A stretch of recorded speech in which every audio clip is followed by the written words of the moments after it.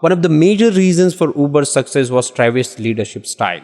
Rather than micromanaging the general managers of the city, Travis gave managers chief executive-like power, meaning they could take the decision they saw fit for the best of the company in their area. These were hardly experienced 20-something guys, and Travis put immense trust in them. Rather than behaving like employees of the company, Travis expected them to own their positions. When Uber had billions of dollars in the bank, in future, the city managers had complete authority to spend millions of dollars as they saw fit for the consumer acquisition, including giving free rides and cashbacks to riders and drivers to use Uber. The city managers never had to take permission from the headquarters. The city managers had complete freedom to operate the city they wanted to. In short, each Uber city office had its own culture based on the persona of the general manager of the city. This management style paid off. The local managers knew much better about the city than the ones from outside the city and made better decisions. The founder-like ownership of the position and freedom to take decisions allowed the city managers to act fast and get things done. The ownership and freedom made them loyal and dedicated to the company.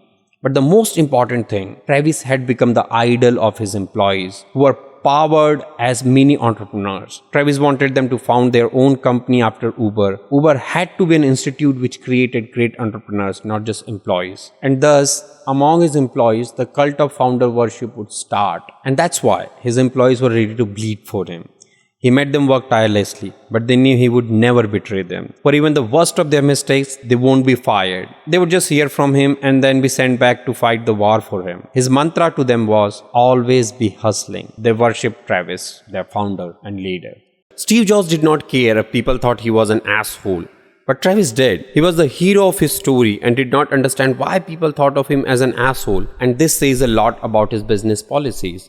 He never thought it unethical to do what he was doing to grow Uber. He felt it was the duty of a businessman to win over the competition. He could not understand how else is he supposed to make Uber successful. For example, when he came to know that Lyft was going to launch its carpooling service where more than one rider can share the ride and split the cost of the ride, Travis got his team together to work on their own carpooling feature and announced the feature just hours before Lyft was going to announce their carpooling services. Travis felt what he did was cool, but received a lot of flack from public on social media. Soon, the stories of him being a jerk started spreading in news outlets publishing them. A GQ article published this. Although there is no mention of when did this writer talk to Travis, and I could not find any GQ profile on Travis, but Travis' reputation of being misogynist and asshole started spreading. This constant news about how Travis' sexist and asshole tendencies created a toxic culture at Uber would become a major reason for his downfall, and he would be forced to step down from his position of CEO. Inside the company, Travis was trying to ignore and distance Gurley, the investor and mentor he once used to lean into for advice. Gurley was growing concerned with Travis' too self-assured action that had little regards to practicality and business wisdom. He was concerned about Travis' obsession with starting operations in China. Gurley felt Travis fired the chief finance officer, declaring that post was unnecessary only because he did not want someone looking over his shoulder on how he was spending the company money. There was no proper legal compliance department, mostly by design. This department makes sure that company acts within the law. Travis did not want the compliance department to get in the way of his fast growth ideas and expected his general managers not to be bound by compliances or corporate bureaucracy.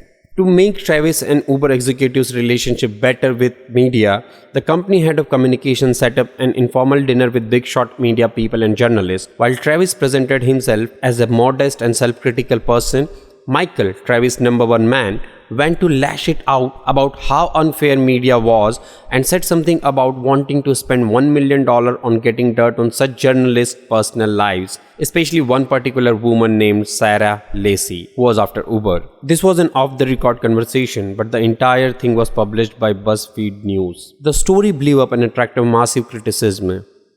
Backed by Travis, the rampant sexist and toxic culture inside companies started spreading. Just like the finance and legal department were not properly put together, somewhat deliberately, the HR department was poorly managed too.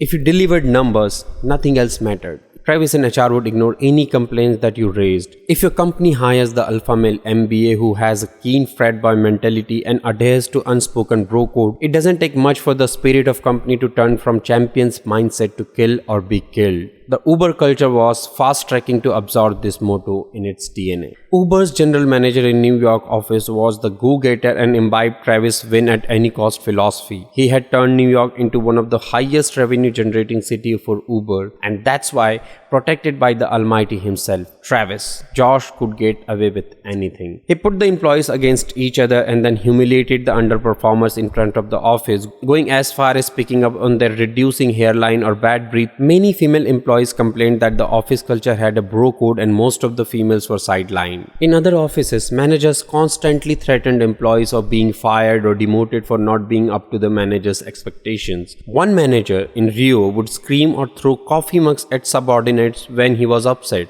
Workers were threatened by managers with baseball bats if they didn't meet targets. Once, this manager berated an employee about his performance so intensely, he made the man cry in front of the entire office. The unprofessional organization of a multi-billion-dollar company was appalling. Some teenagers' employees would post real immature things on the company blog, like this blog named Rights of Glory. The blog showed that Uber was actually following its users without any regard to their privacy, tracking users who were Ubering home after a night at strangers' place. The rampant sexist culture from the top down would spread across the world in all Uber offices.